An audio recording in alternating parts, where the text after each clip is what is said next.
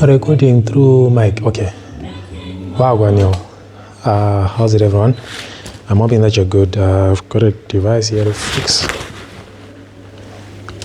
Yeah, a lot is at stake with this one. So I took a risk. I took a gamble. I bought these machines, two of them. The Lenovo Thinkpad T16. T16. So I must fix one. I must make one out of two. Yeah. So yeah, I took a gamble because I just bought them dead as they are. If I can fix them, I can sell them and make some money. If I can't, I'll have parts. Yeah, that's the advantage of it all. Anyways, I wouldn't say I've cheated or no, I haven't cheated. I was just gonna fix this off camera and then I picked up that I might as well make a video. Anyways, it's a similar situation with the one that I fixed earlier today. The video is uploading now. It's a T14. So what is happening is that the machine does respond to power, but it gets stuck on 0 watts. Can the camera focus on that? I cannot even see. Okay, 0 watts. There you go. I'm sure you can see that. And on the power supply, holds in 0 amps. So even if I change port,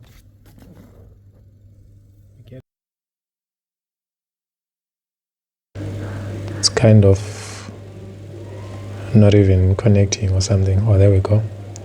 And that looks like a short circuit to me in that particular circuit, because this one port is just 5 volts, 0 amps.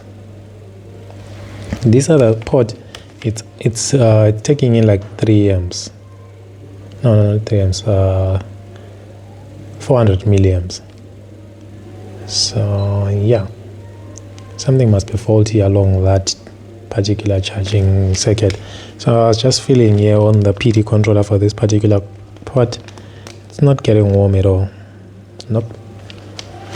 Anyways, what I figured out is a short circuit. I've already figured out a short. It's not a direct short to ground, but it's pretty low. So instead of 0 ohms, we've got something like 15 ohms. And I believe it's in the main. The reason being, I can find it almost all over. Check out where we've got that short circuit.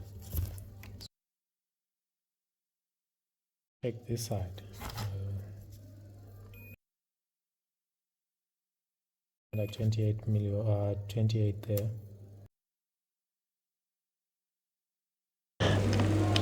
Now I don't know where I was measuring and finding that. Where did I find that? Oh yeah, there it is, 29. So it has actually increased to 29 now. The time I was measuring it was 15. So you can see I'm finding 29 here. I'm getting the same 29 over here.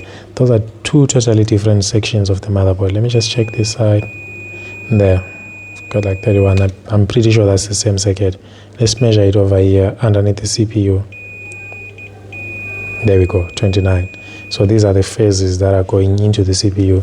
There's a phase over here which is going to the GPU. That would be over here. So you can see there's these two MOSFETs that are feeding to these two inductors. These two inductors are joined together here. I'm sure you can probably see it. There's a trace here which is coming from here going into the GPU. Anyways, measuring here, we've got the same resistance, 29 ohms. So that's a short on the main power rail. I could be tempted to just inject voltage, but then that is not a dead short to ground, man. That is pretty low resistance. So it's a tricky spot. It's a tricky situation. Reason being, if I inject voltage into this device right now, I would be risking damaging this device. In what sense? In the sense that if it's one of these phases that has failed, it is basically taking the low resistance of the CPU or the low resistance of the GPU and sending it into the main power rail, if that's one of the phases that has failed. So if I inject voltage, remember, a short killer will not check whether will not be bothered by seeing a short circuit. It will just inject, despite being other issues, they will keep injecting voltage. So if that phase has failed, I'll be injecting voltage straight into the CPU. So the best way would be to do isolation, where you try to remove components that might be causing that short circuit. So for now, all I'm doing is I'm disconnecting the LCD and the other I/O. The LCD, the reason why I'm disconnecting the LCD is that it's got it usually has a direct link to the main power rail. So if something's faulty on the LCD line, it could cause that short circuit. So we can have a quick check right now. We still have that 29 ohms, so it is not coming from the LCD. So while I'm checking that, I'm also disassembling the laptop. So yeah, kind of killing two birds with one stone. So the next thing would be to take this motherboard out.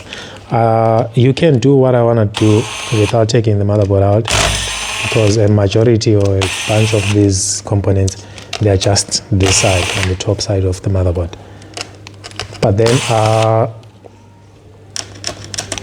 because it's a situation where you don't know the exact source of the short, and the resistance is not dead zero, it's still pretty high.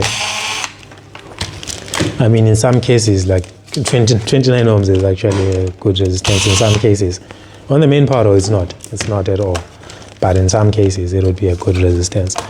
So because of that, you clearly have got, okay, I'm supposed to take off the keyboard. I think I can take it off without pulling out anything from this motherboard.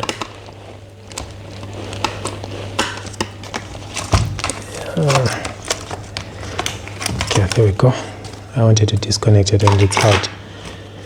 I was supposed to take the keyboard out from the top on the palm rest and then properly disconnect it from that side, not the way I just did now. But anyways, you can be Frankenstein with anything. It's a free world. Oh, there we go. I think I've figured out our issue. There we go. There's a cap over there. Yeah, you can see that cap. That doesn't look healthy in any way whatsoever. Yep. This should be our cause. There we go, 29. So that's the reason why we don't have a 0 ohm. Like the cap is partially shorted. It is not dead short. So I don't even need a water station, but we want to do things properly. Where's my tweeze? I'm only finding this. It looks like, what is it, a wizard stick or what? I'm forgetting. There's something to do with mythic movies where something is bended like this. Let's see. Heat up. I can see money on the horizon. Okay, there we go. The cap is off. That capacitor is off. That's Louis Rossman. He says capacitor. There we go. The short circuit is gone. Or rather the low resistance, because it wasn't a dead short. It was just low resistance. We can measure this side, we're good. We can measure this side, we are good. We can measure by the CPU phases, we are good. Alright. So I'm gonna slap the heatsink onto this device now. I'm gonna slap the heatsink on.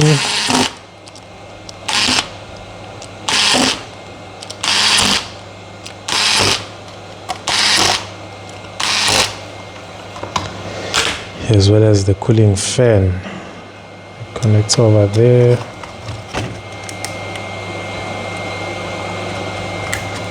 If this works, this will be one of the biggest gambles I've done in my entire life. Like the price I can sell this laptop is pretty nice. What do we get?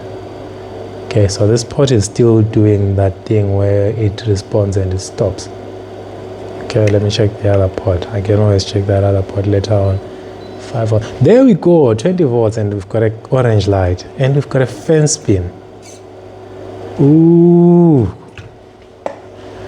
I could not be happier. I could not be happier in any way.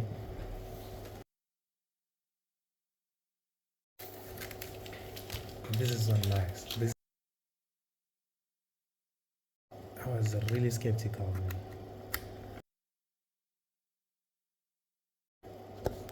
HDMI cable there on the monitor. Please give us a picture.